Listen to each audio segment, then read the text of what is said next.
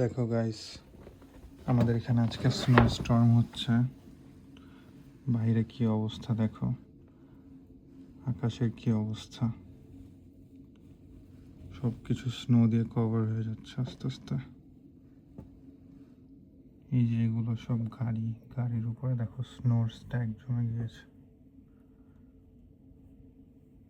এইগুলো সব রোড ছিল, রোডগুলো পুরো কভার হয়ে গিয়েছে স্নো দিয়ে।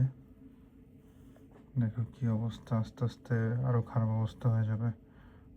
ওই জায়গাটা দেখা যাচ্ছে, ওটা মেইন রোড, আর ওটাও পুরো স্নোর ভিতরে।